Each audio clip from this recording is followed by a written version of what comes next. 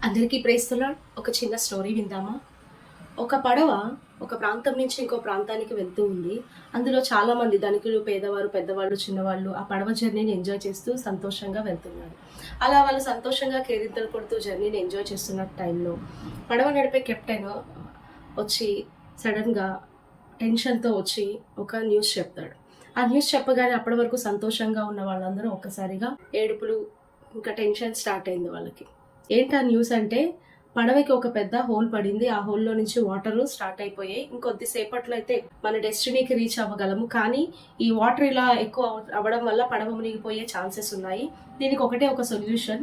ఎవరైనా మీలో నుంచి ఒక్కరు ఆ హోల్‌కి అడ్డుగా ఉంటే కొద్దిసేపట్లో నేను ఫాస్ట్‌గా మన డెస్టినేషన్‌కి పడవను త్వరగా తీసుకెళ్ళగలను. ఎవరైనా ఒక్కరు ప్రాణత్యాగం చేయాలి.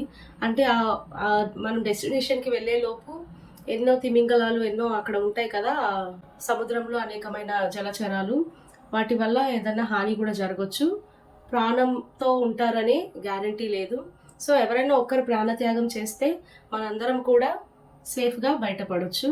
ఇంతమంది ప్రాణాలు కాపాడడానికి ఎవరైనా ఒక్కరు ప్రాణత్యాగం చేయాలి.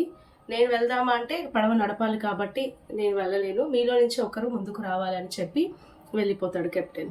ఇంకా వాళ్ళందరూ ఏడుపులు స్టార్ట్ చేసి, అమ్మో! నేను వెళ్ళను, నా బిడ్డను పంపియ్యను, వీడికి చాలా ఫ్యూచర్ ఉంది, నేను వెళ్తే ఎట్లా, మా ఇంటిని మేమే చూసుకోవాలి, అది ఇది అట్లా అనుకుంటూ ఎవరికి వాళ్ళే అనుకుంటున్నారే కానీ ఎవరు ముందుకు రావట్లేదు ప్రాణత్యాగం చేయడానికి. మళ్ళీ కెప్టెన్ వచ్చాడు. ఎవరైనా డిసైడ్ అయ్యారా? రండి, ఎవరొకరు త్వరగా, మనకి ఎక్కువ టైం లేదు, త్వరగా మనం డెస్టినేషన్కి వెళ్ళాలంటే ఎవరైనా ఒక ప్రాణత్యాగం చేయాలి, త్వరగా డిసైడ్ చేసుకొని రండి ముందుకి అంటున్నాడు. కానీ ఎవరు మేము రాము అని చెప్తున్నప్పుడు ఆ జనాల్లో నుంచి ఒక యంగ్, చాలా హ్యాండ్సమ్ బాయ్, చాలా యవనస్తుడు ముందుకొచ్చి, నేను వెళ్తాను, నేను వీళ్ళందరి ప్రాణాలని రక్షిస్తాను, నేను వెళ్తాను అనేసి ఆ హోల్‌కి అడ్డుగా నేనుంటాను.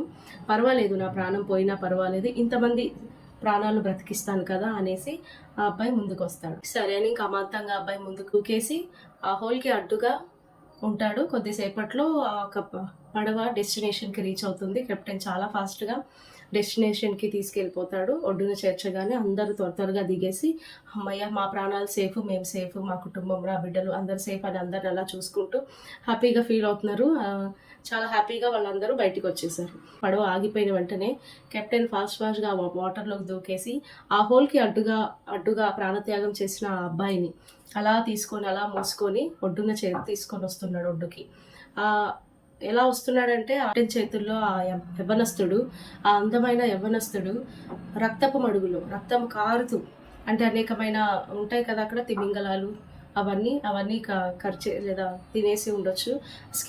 స్కిన్ అంతా పడిపోవడం, లేదా చాలా దెబ్బలు తగిలి, అనేకమైన దెబ్బలు తగిలి బాడీలో నుంచి బ్లడ్ కారుతూ అలా ఉన్న రక్తపు మడుగులో ఉన్న ఆ బాలుడిని, ఆ యవ్వనస్తుడిని ఆయన చేతుల మీద అలా మోసుకొచ్చి ఒడ్డున చేర్చి గట్టిగా రోదిస్తున్నాడు. చాలా వేదన పడుతున్నాడు. చాలా రోదిస్తున్నాడు.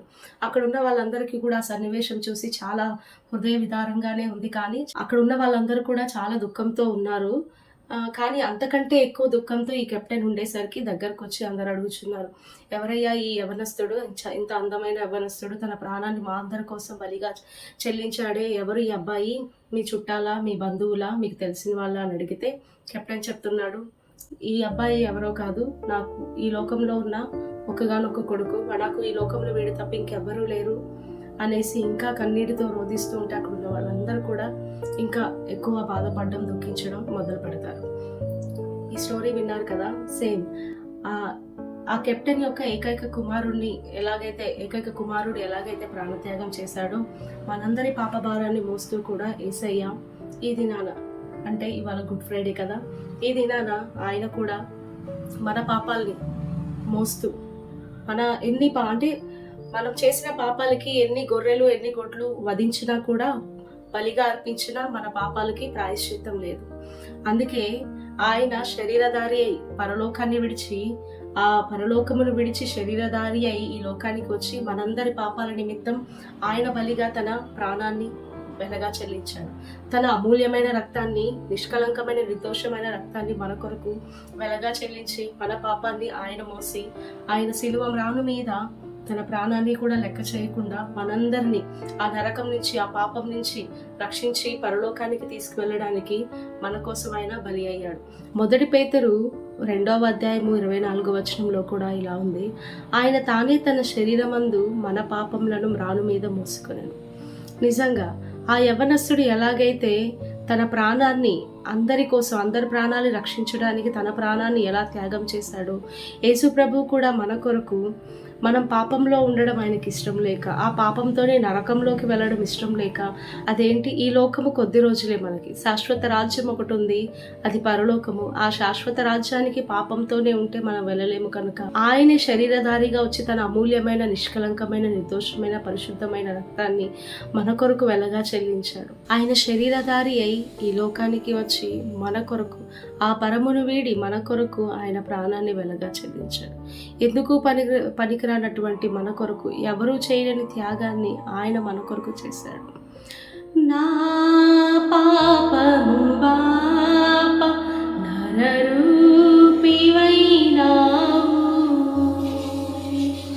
నా శాపము మాప నలిగి వేలాడితివి, నాకు చాలిన దేవుడవు నీవే, నా స్థానములో నీవే, నాకు చాలిన దేవుడవు నీవే, నా స్థానములో నీవే. ఎందుకో నన్నెంతగా నీవు ప్రేమించితివో దేవా, అందుకో నా దీన స్తుతి పాత్ర, హల్లెలూయా యేసయ్యా.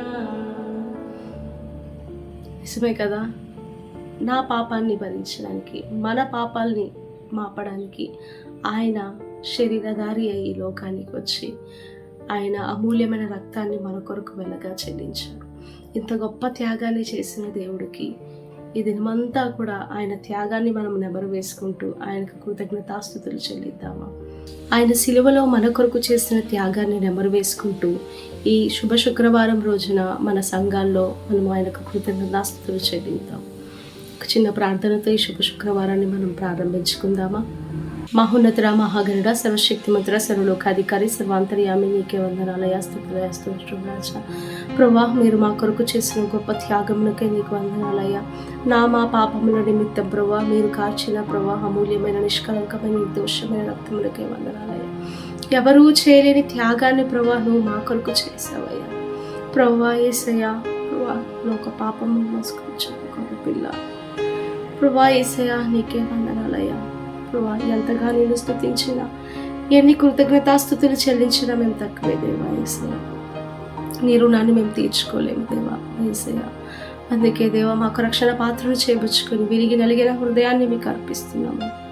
ప్రభువా ఈ దినమంతా కూడా మా సంఘాల్లో ప్రభువా యేసయ్య నీ త్యాగాన్ని మేము నెమరు వేసుకుంటూ నేను స్తుతించి, నేను ఆరాధించి, నేను ఘనపరిచే భాగ్యమును మాకు అందరికీ అనుగ్రహించండి యేసయ్యా. ఇంకా ప్రభువా నీ యొక్క సిలువను గురించిన సత్య సువార్త ప్రభువా యేసయ్య నశించిపోవచ్చున్న వారికి వెనుకరం కావచ్చు, కానీ ప్రభువా రక్షించబడిన మాకు ప్రభువా దేవుని శక్తి అయి ఉన్నదయ్యా. స్తోత్రం రాజా, నిజమే దేవా యేసయ్య. ప్రభువా మీరు మా కొరకు చేసిన గొప్ప త్యాగములకి వందనాలు చెల్లించుకుంటూ మా సంఘాల్లో ప్రభువా యేసయ్య నిన్ను స్తుతిస్తూ, ఆరాధిస్తూ, కనపరిచే భాగ్యము మాకు అనుగ్రహించండి. ఇట్టి భాగ్యము లేక అనేక మంది నశించిపోవచ్చున్నారు, వారందరూ కూడా మీరు అనుగ్రహించండి. నశించిపోతున్న ఆత్మల పట్ల భారమును కూడా మాకు అనుగ్రహించమని ఈ దినమంతా కూడా ప్రభువా నెమ్మదిని, శాంతి, సమాధానాన్ని మా గృహాల్లో, మా సంఘాల్లో, మా దేశ రాష్ట్రాల్లో మీరు ఉంచమని, నీ శాంతిని మాకు ప్రకటిస్తాను చదివించావు కదయ్యా. నీ శాంతి సమాధానాన్ని మా మీద ఉంచమని, సమస్త మహిమ, ఘనత, ప్రభావాలు కేవలం మీకు మాత్రమే అర్పిస్తాం. మీరు మాకు ఇచ్చిన గొప్ప రక్షణకై మరొక్కసారి వందనాలు చెల్లించుకుంటూ యేసుక్రీస్తు పరిశుద్ధ నామములో అడుగుచున్నాను నా ప్రియ పరలోకపు తండ్రి, ఆమేన్.